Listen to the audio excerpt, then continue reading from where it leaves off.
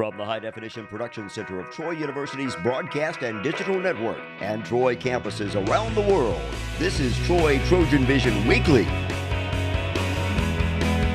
Hello and welcome to TrojanVision Weekly. We're glad you joined us. Let's look at what's happening in and around Troy University. I'm your host, Aaron Taylor. Well, Dr. Jack Hawkins Jr. will remain Troy University's Chancellor for at least 4 more years. Troy University's Board of Trustees voted to extend Chancellor Hawkins' contract for an additional 4 years Thursday morning at a meeting held in Montgomery. His contract will now run through September 30th, 2022. He had entered the last year of his contract this year. His old contract was scheduled to expire on September 30th, 2018. Hawkins has served as Troy University's Chancellor since 1989 and is the second longest serving president or chancellor of a public university in the United States. Well, what do you really know about the relationship between the U.S. and Russia during the Cold War?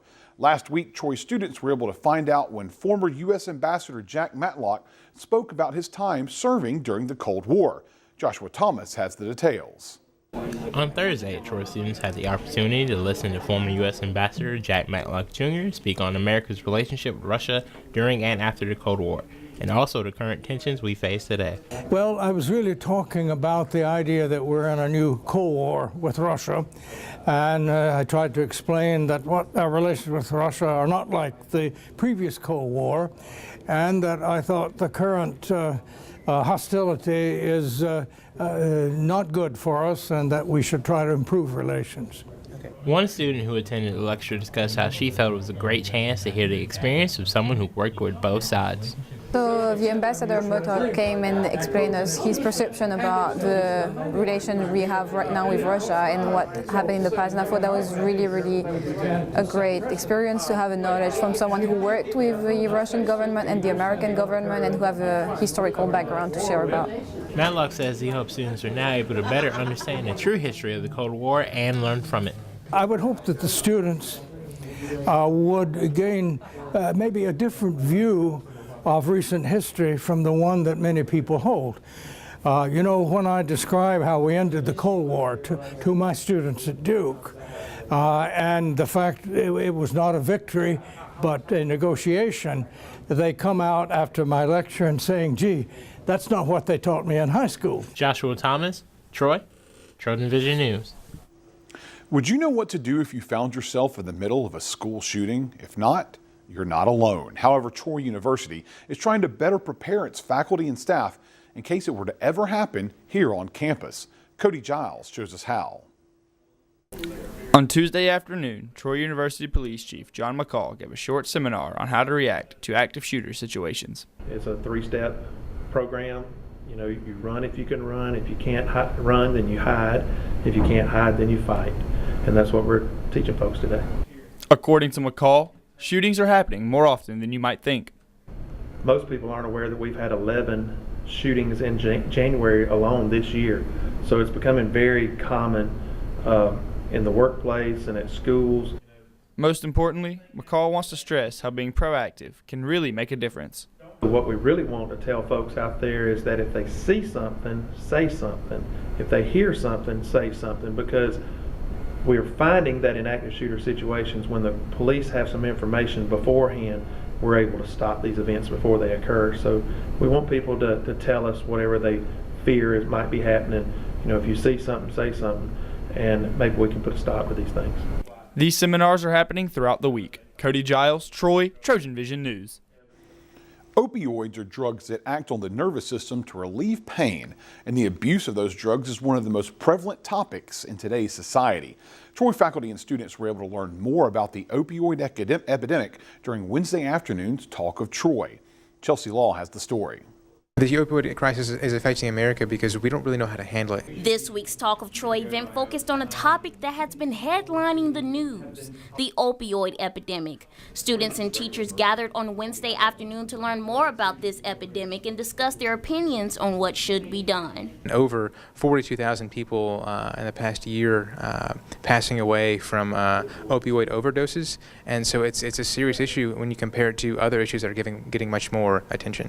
According to research done by the CDC, Alabama is not currently one of the major states that has the most deaths from opioids. In 2016, the age-adjusted rate of drug overdose deaths from the state was 16.1 to 18.5. Though that's not as high as other states, Herman said that Alabama residents should still be concerned. When we look at the data, we see that Alabama doesn't face as serious of an issue as some other states might, but we're still all a part of one larger community, and there's always the chance that we might move off to one of these states that does have a very serious issue like this. Though on October 26, President Trump declared the opioid epidemic a public health emergency with promises to tackle drug addiction, Herman still believes that it is not receiving the attention it needs. The opioid epidemic is something that is fierce and it's serious, and I think there's not enough attention given to it. We'll take a short break, but when we return, we'll see how Troy's Office of Civic Engagement is trying to help students suit up for job interviews and internships. Stay tuned. We'll be right back. So they say it's a man's world?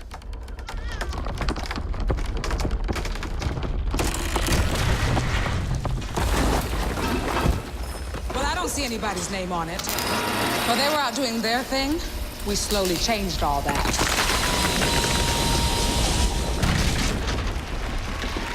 We changed all that.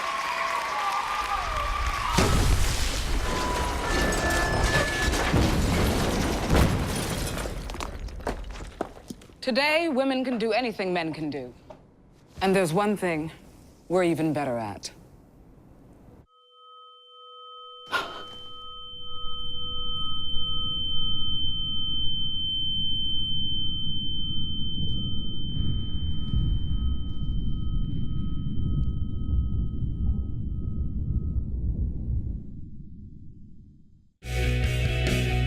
Now back to Troy Trojan Vision News Weekly.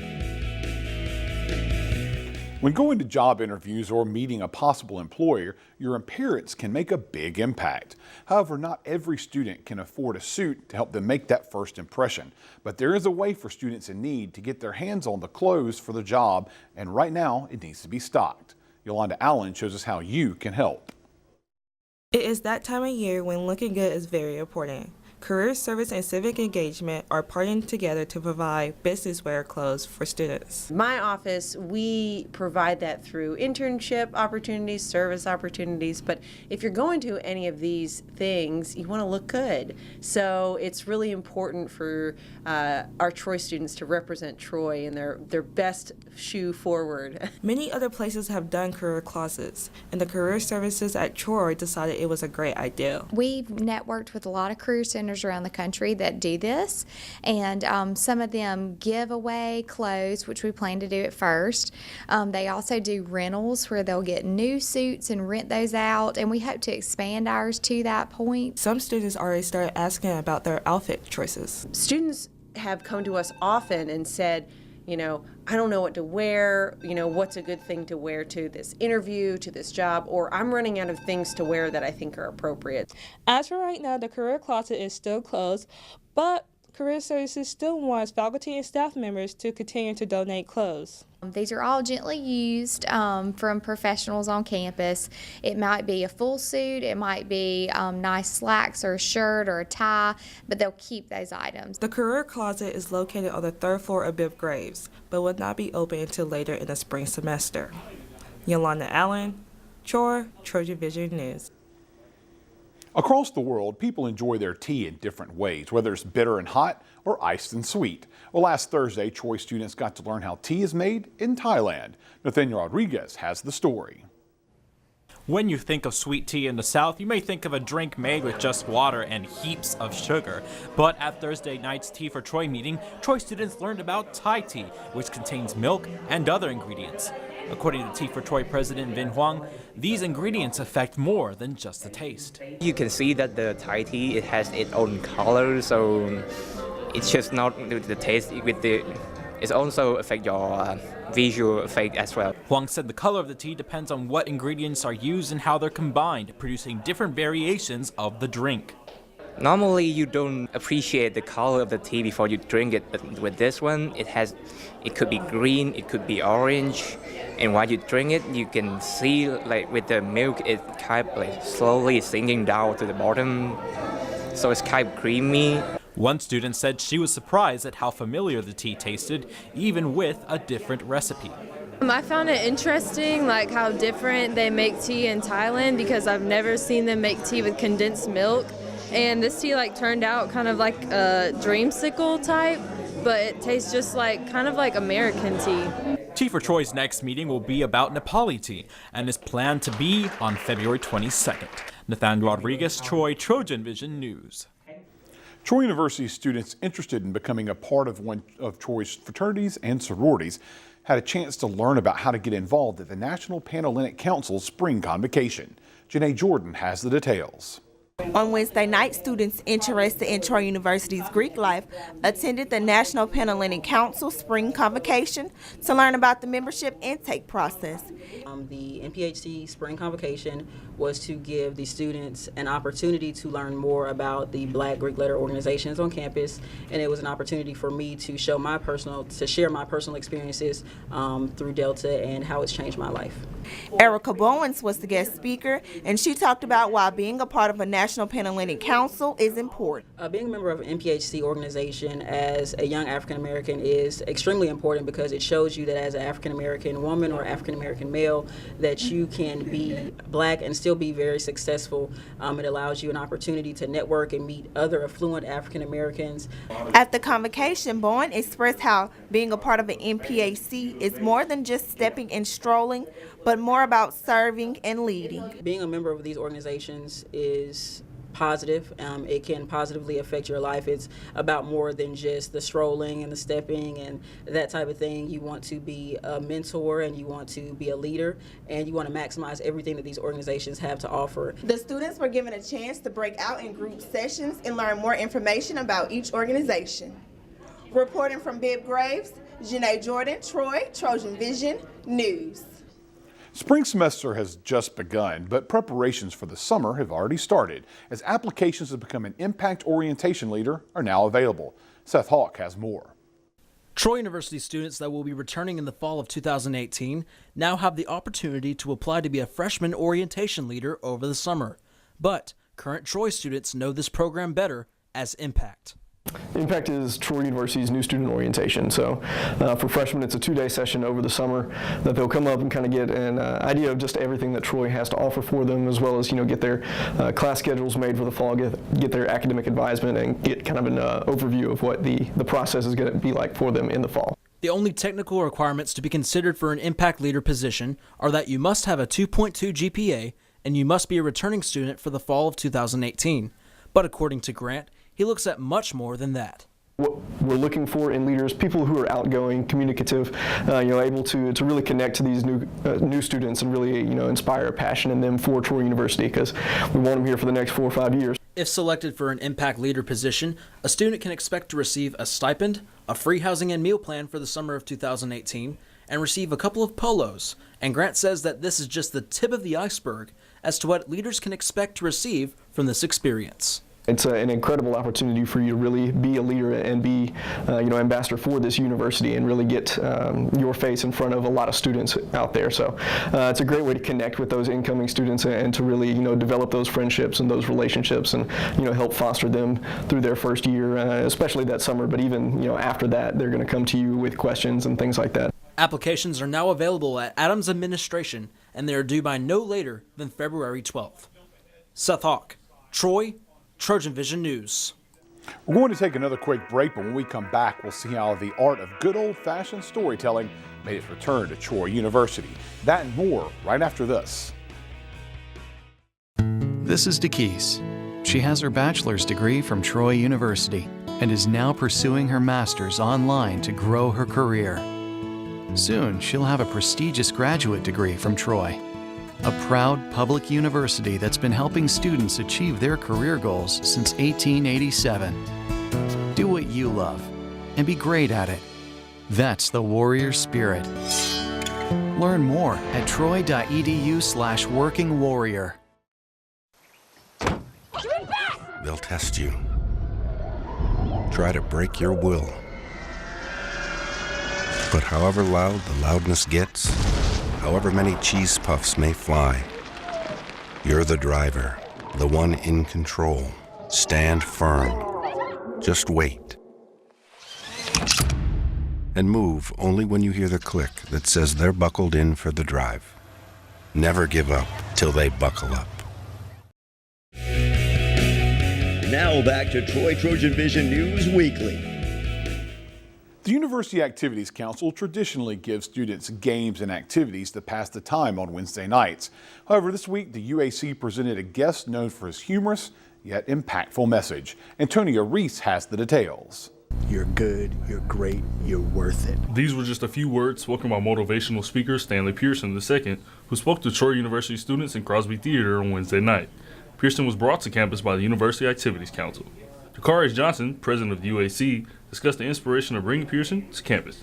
Well, we actually had a convention UAC goes to, and it was in Orlando, and he spoke with us. He basically was trying to sell himself to us, not sell himself, but he spoke to everyone, and he was very inspirational, but he added a humorous twist to it when he got the crowd involved in a lot of it, and we thought it would be great for Troy to have someone like him, not just to, them get a laugh out of it, but actually learn something from what he has to say. Another topic Pearson discussed were key events that happened throughout his childhood that led him to become the motivational speaker he is today. Growing up, and especially while I was even through college, there was this, identity issue that I felt like I had. So it was like, I wasn't black enough for my black friends, too black for my white friends. And so it was that struggle cuando aprendí español. Like when I learned Spanish, it was one of those oh, you're not even proud to be black, And I feel like everyone has that feeling where they're always trying to reach and grasp and connect with folks. But for everyone that's not black enough, that's not their issue. Some folks, it's, smart enough, pretty enough, loved enough. Like it's that enough feeling. And I wanted to make sure that I use that message to connect with everyone. Johnson also spoke on the message he hoped the audience left with. When folks understand that they're worth it, and obviously that they're good and they're great, they'll be willing to consider all those other things we discussed for the previous hour. Like, am I worth all this goodness, or challenging myself, or challenging am I worth growing? So if I drive that home, then that can be a reminder to everything else before. Antonio Reese, Troy, Trojan Vision News. Good old-fashioned storytelling is an art that some people say has gotten lost in the modern world. However, for one weekend a year, Pike County is filled with storytelling in its many forms. Seth Carpenter gives us a look at this year's Pike Peddler Storytelling Festival.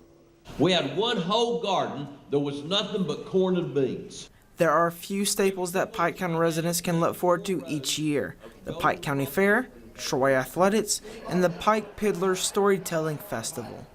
One of the trademarks at the Pike Peddler Storytelling Festival every year is Josh Goforth.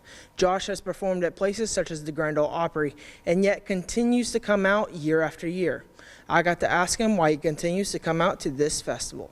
Well, first of all, I've been invited, which has been a wonderful thing. They keep having me back. And the other thing is I enjoy the people here. It's such a wonderful audience, and they get storytelling. This has been going on for several years, and the audiences have come to, I think, love the storytellers, and I have such a great time here with the folks, and I think they kind of understand and connect with some of the stories I tell about growing up in the country. And with storytelling being such a unique skill, I also got to ask Goforth about what got him into storytelling as a profession. I never really officially started. It just always was a part of what we did where I grew up. And then I got invited to do a storytelling festival for the first time when somebody heard me perform, and they said, well, you're a storyteller. And I was like, well, I'm a musician who tells a few things about songs. But eventually I realized that I was kind of a storyteller, and we all are in some way. Seth Carpenter, Troy, TrojanVision News. Well, downtown shoppers were hunting for more than just bargains last Saturday, as the city of Troy encouraged residents to hit the shops on the square to participate in a scavenger hunt. Lauren Harkson has the details. On Saturday, Troy residents came to the square on a search for not buried treasure, but a chance to win $500. The Pike County Chamber of Commerce sponsored the third annual Downtown Troy Scavenger Hunt, but instead of simply finding where X marks the spot, it was a mix of clues and riddles. The Chamber has given each store downtown a little card, and each business will have a clue and an item for the customer to find. And when they find it, we just sign off. Whenever they have finished, then they'll turn it into a bucket. From the bucket, they will draw, and whoever wins will win $500 downtown dollars. The scavenger hunt is not only fun for participants, but it's a good boost for business as well. It's definitely brought in more business. We have been very busy today. They are looking around the store to just find the item, but then also they'll see things they like, and then they'll go try them on and shop. It brings people down here that might not otherwise come. It gets them to go around all the shops downtown and, maybe learn a few things. And who better to learn things about Troy than those who live elsewhere? The scavenger hunt was not only for the residents of Troy, but was open to anyone willing to come. Every store has been a store I normally wouldn't go to because I am not from here. I don't live here, so it'd be a good experience to learn some more about the downtown. Whether they're learning something new or meeting someone new, residents of all ages agree that this event is one to repeat a fourth time. It was a nice event to get people out and introduce them to different items in the different stores. It's really fun meeting all the people. It was really fun doing it.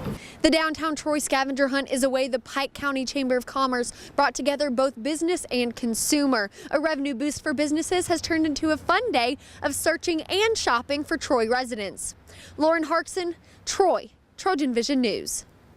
It's time for our last break. When we come back, we'll hear more from Troy's ambassador in residence, Jack Matlock. Stay tuned. We'll be right back.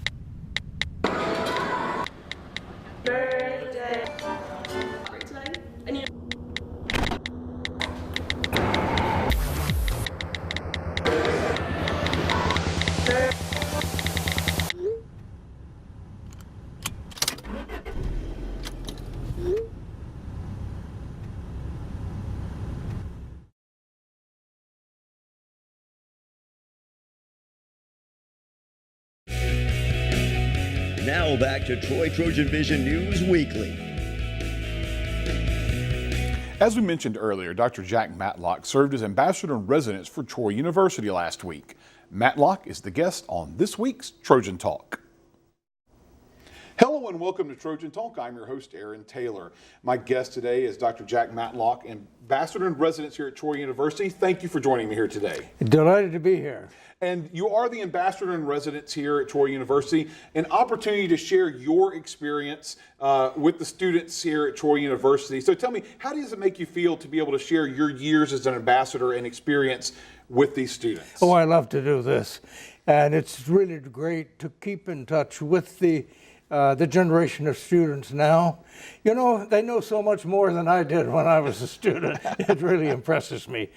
And your years of experience heavily with the Soviet Union as an ambassador there, and have a lot of experience with Russia, and you get a chance to talk to folks nowadays about Russia. And do you get a lot of folks asking questions about how things with Russia compares to back in the Cold War era? Yes, people are, they hear a lot about it, and I got a lot of questions.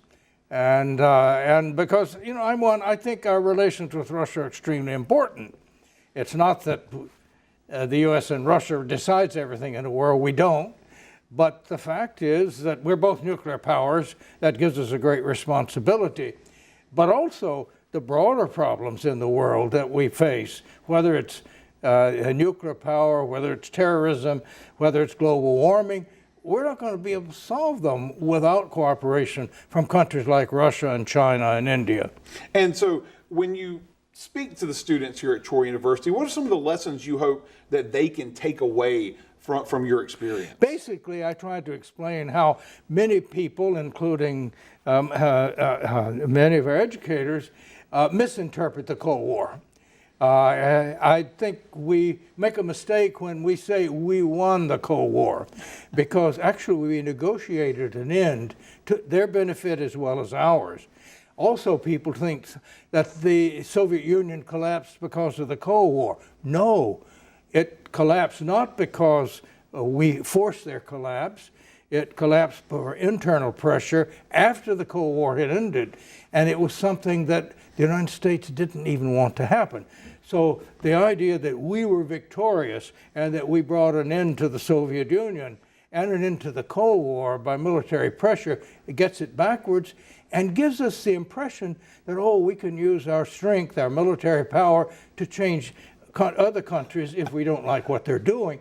And we get into a lot of trouble when we try that. And from a perspective, a foreign relations perspective and your experience, how important is it to be able to teach students about the necessity of foreign relations and having ambassadors such as yourself and other individuals working these channels and working between the governments? Well, obviously, we're better off in a peaceful world than one that threatens our lives.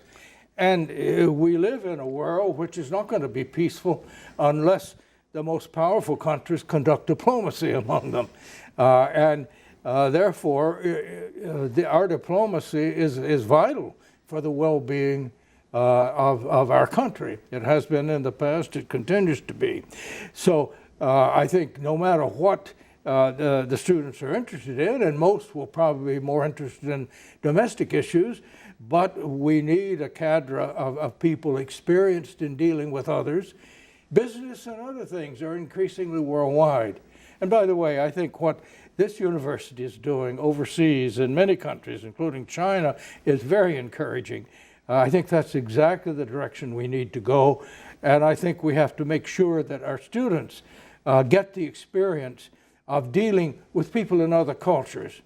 And of course, especially a student there, maybe majoring in political science or something along those lines, thinking about diplomacy as a career.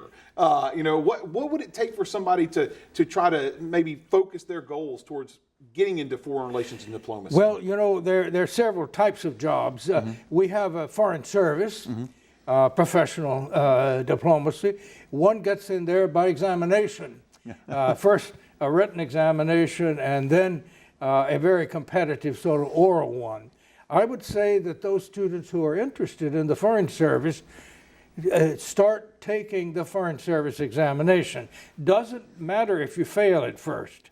I had colleagues had successful careers that tried 3 times before they got in. The main thing is you can start learning. Now, basically, that exam, it expects you to know a lot about the United States. And also it helps to have an interest in the knowledge, at least of the geography of the rest of the world, and at least one more language. Though even that is not an absolute requirement, because once you're in the Foreign Service, you will get training in those languages that you need. But obviously, to get a head start on those is very important. Of course. Well, here's hoping that students here will be able to glean some knowledge from you, and maybe those that have goals towards that direction will be able to do that. Now, I want to thank you for joining me here today on Trojan Talk. Well, thank you. It's great to be here. All right, thank you. And thank you for joining us on today's edition of Trojan Talk. And that's what happened on the last week of January 2018. To find out what's happening throughout the week, you can tune into Troy Trojan Vision News at 5, 6:30, and 10:30 Monday through Friday, or anytime by following us on Twitter at Troy TV News. Also, feel free to like our Troy Trojan Vision News fan page on Facebook to see links to online content from Troy Trojan Vision News. We hope you join us again next week for another edition of Troy Trojan Vision Weekly. Have a good week.